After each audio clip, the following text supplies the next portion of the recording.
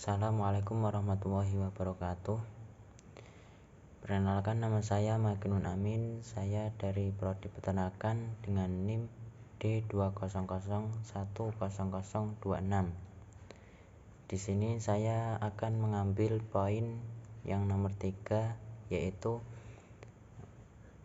apa aja yang dilakukan dalam langkah-langkah utama dalam perencanaan atau mewujudkan suatu peternakan. Ya, di sini saya akan menerangkan tentang 6 langkah utama dalam perencanaan membuat atau mewujudkan peternakan. Yang pertama yaitu menentukan tujuan. Langkah pertama yang juga merupakan langkah yang sangat penting adalah menentukan tujuan. Ada banyak alasan mengapa menentukan tujuan sangat penting dalam menyusun perencanaan untuk membuat suatu peternakan. Salah satunya adalah karena seluruh fungsi manajemen bermaksud pada mewujudkan tujuannya. Tujuan memberikan alasan untuk melakukan berbagai kegiatan serta mewujudkan arah usaha. Selain itu, tujuan memfokuskan perhatian manajemen pada hasil akhir yang ingin dicapai. Oleh karena itu, tujuan harus dinyatakan dalam bahasa yang jelas, tepat, dan tidak ambigu.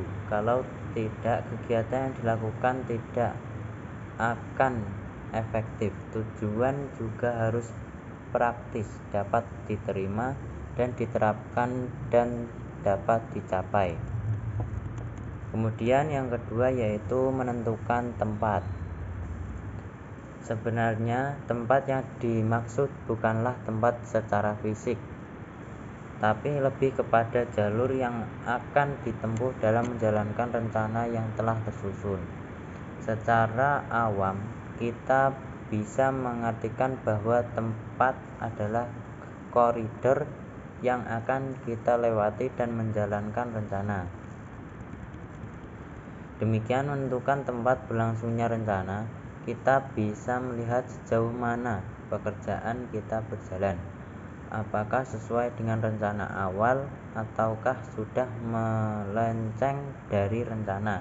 Hal itu juga akan menjadi bahan evaluasi jika kita terpaksa harus bekerja keluar dari rencana yang sudah ditetapkan bersama. Yang ketiga yaitu menyediakan alternatif. Agar perencanaan menjadi fleksibel dan selalu menyesuaikan berbagai kondisi, sebaiknya kita juga perlu menyediakan alternatif secara terencana. Silakan lakukan pilihan terhadap berbagai alternatif jika memang diperlukan. Hal ini menjadi sangat penting karena kita selalu berhubungan dengan ketidakpastian. Apakah itu ketidakpastian sumber daya maupun ketidakpastian eksternal seperti situasi politik, ekonomi, dan lainnya. Namun dalam menentukan alternatif, kita juga perlu mempertimbangkan berbagai hal. Itu termasuk konsekuensinya serta untung dan ruginya, karena alternatif dimaksudkan agar menyediakan pilihan lain jika pilihan utama mengalami kendala. Kemudian yang keempat, membuat rencana turunan. Rencana turunan adalah penjabaran dari rencana utama. Kita perlu membuat rencana turunan agar bisa menjalankan rencana utama dengan baik. Biasanya rencana turunan itu dibuat sesuai tahapan untuk mencapai rencana utama. Sering juga rencana turunan dibuat berdasarkan indikator-indikator berbentuk rencana utama. Sebagai contohnya, jika kita memiliki rencana utama untuk berwisata ke Jepang, maka kita perlu untuk menentukan rencana turunannya. Kita perlu memikirkan waktu perjalanan, jasa transportasi, dan akomodasi yang akan dipakai. jadwal kegiatan di tempat wisata, serta menentukan durasi dari setiap lokasi wisata ke lokasi yang lain. Kemudian nomor 5, membangun kerjasama. Rencana tersusun secara jelas dan rinci. Kini saatnya kita membangun kerjasama yang internal.